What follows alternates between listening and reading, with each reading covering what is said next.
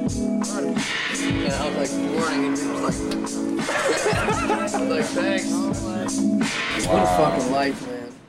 Seulement un mois avant sa mort, Mac Miller aka Malcolm McCormick va sortir un album qui est une véritable transition entre deux styles. Après Mac Miller le rappeur, voici Mac Miller l'artiste. Swimming, vous connaissez déjà forcément cet album, des tracks et des mélodies ambitieuses, l'utilisation d'instruments simples et le rap au service de la musicalité comme d'autres artistes ont déjà su le faire auparavant. En septembre 2018, Mac Miller sera retrouvé mort d'une overdose par un ami à lui et il sera retrouvé seul dans sa chambre en position de prière.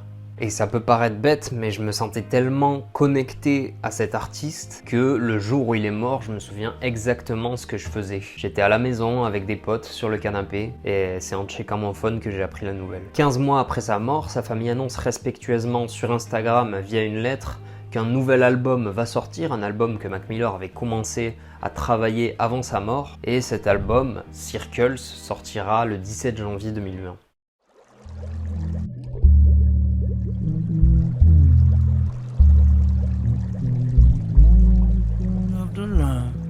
Drawing circles.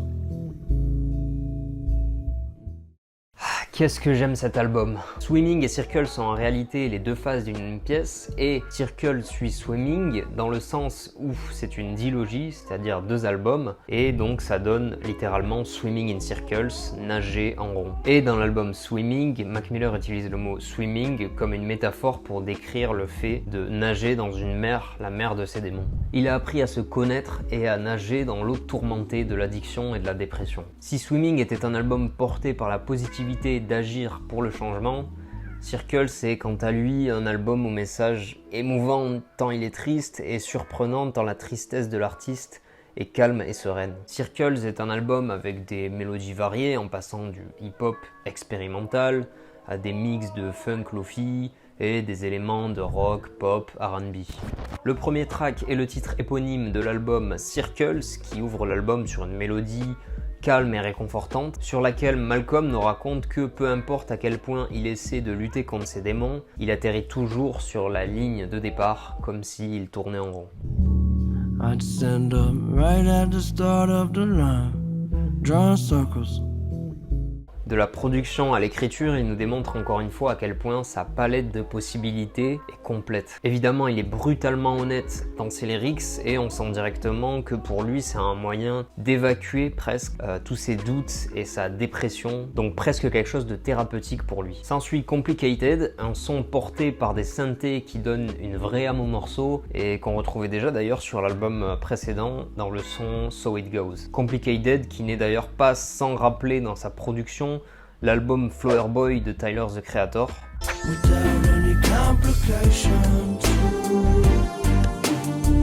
Ce qui ressort vraiment sur ces deux morceaux, c'est la transformation de Mac Miller du rappeur commercial au début de sa carrière jusqu'à produire des sons d'hip-hop alternatifs qui certes ne peuvent pas plaire universellement mais qui lui donnent quand même une identité d'artiste et de chanteur à proprement parler. Après la mort de Mac Miller, ce sera Jon Brion, un chanteur américain qui d'ailleurs collaborait déjà avec Mac Miller à la création de l'album, qui va devoir reconnecter et réassembler les morceaux non terminés, pouvoir proposer vraiment un album sans pour autant dénaturer ce que Mac Miller voulait au moment de l'écriture et de la production de tous ces tracks. I basically had 8 or 9 where we had laid out everything with him and they were near done. And then when the family asked me to do this, I found a few songs that I hadn't even worked on. Like, oh my God, he had never even gotten around to playing me these yet. Et si j'aime autant cet album à ce jour, c'est aussi parce que si on parle purement de rap, je peux citer Blue World qui est la track 3 et aussi peut-être le couplet de Hands Me Down sur lequel Mac Miller va vraiment faire concrètement du rap, mais cet album du coup c'est plus un album de chant qu'un album de rap réellement pour Mac Miller. En plus, pour vraiment avoir écouté Mac Miller depuis Best Day Ever, donc je pense que c'était 2012, pour moi cet album, ce dernier album, c'est l'un de ses albums les plus intimes. Du coup celui dans lequel il va parler le plus de sa lutte intérieure, avec les bons mots pour la décrire. On entre concrètement dans la tête de l'artiste et c'est aussi ce qui me touche le plus dans cette expérience. Et parenthèse à part, mais j'ai aussi l'impression, pour avoir écouté pas mal de musique, que c'est un album qui est tellement brutalement honnête sur la santé mentale, et c'est quelque chose, je pense, qui demande aussi énormément de courage, dire bah voilà, au monde entier, donc à tous ses fans, je galère. Et je suis comme tout le monde au final. Il faut aussi comprendre que le contexte de cet album, c'est que Mac Miller galère avec ses problèmes d'addiction et de dépression, et il sort aussi de sa relation avec Ariana Grande, qu'il a aussi plus ou moins quitté parce que devenait un peu un fardeau en fait avec cette addiction à la drogue qui prenait de plus en plus de place dans sa vie. I definitely was going through a drug problem and I think it was more my state of mind. I was just pretty depressed, as everyone. Even while successful? Yeah. Maintenant parlons du track 4, Good News, et je n'ai pas peur de le dire, c'est ma musique préférée de l'artiste. Pour avoir grandi avec lui, pour m'être habillé comme lui, pour l'avoir eu comme modèle, c'est l'un des sons les plus tristes et pourtant les plus beaux que j'ai pu entendre. L'honnêteté décomplexée de Mac, la mélodie calme avec des instruments simples, c'est une véritable balade. Si on passe à côté des paroles, on peut croire que c'est un son plutôt chill en réalité, mais quand on prend le contexte, c'est-à-dire un album posthume et qu'on analyse les paroles, on a vraiment l'impression qu'il a écrit ce texte quelques jours avant sa mort, et même des fois, si on parle un peu de spirituel, presque qu'il l'a écrit depuis le ciel. Je pense que c'est une musique qui est tellement forte qu'elle parle à toutes les personnes qui ont des problèmes d'addiction, de dépression, et ça met des mots bruts sur ces émotions-là qui touchent directement. Il y a beaucoup de choses qui m'attendent de l'autre côté. Pourquoi les choses ne peuvent pas être faciles? Pourquoi tout le monde a-t-il besoin que je reste? Il aborde la solitude, le fait de se sentir rejeté, l'isolation.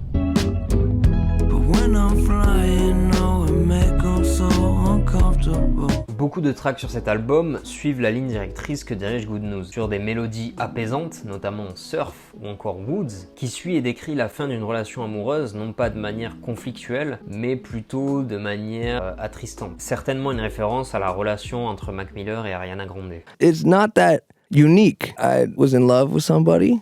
We were together for 2 years. We worked through good times, bad times, stress, and everything else. And then it came to an end, and we both moved on.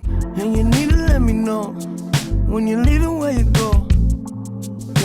La clé de cet album, c'est que ce côté apaisant, presque paresseux de la voix de Mac est en cohérence avec les instruments, et on sait aussi que Mac Miller n'est pas chanteur, donc il n'a pas une voix qui porte énormément dans ses chants, et donc en l'utilisant de cette manière assez paresseuse, on sent qu'il en fait juste assez pour que l'écoute soit agréable et que le tout soit assez harmonieux. On a aussi la track 8, Hands Me Down, qui est intéressante avec le chanteur Baro Soura, une ballade sur laquelle Mac va parler de sa lutte intérieure pour atteindre la paix, avec un jeu de mots assez drôle, Turn These Jeans into Hand Me Down, qui veut à peu près dire baissons ton jean, si on utilise le jean, le vêtement, mais si on utilise le jean, les gènes, qui veut dire fondons une famille avec tes gènes. Évidemment, certaines tracks de l'album me plaisent moins que d'autres, comme I Can See ou Ends, que je trouve assez unidimensionnelles et que individuellement, en dehors du cadre de l'album, je n'ai pas tellement écouté, mais qui, dans l'écoute complète, reste dans cette direction artistique et ne me sort pas pour autant du projet. Et grosse mention à la track 3, Blue World, sur lequel Mac est très charismatique et propose une vraie prestation de rap sur une instru assez originale, très ovni.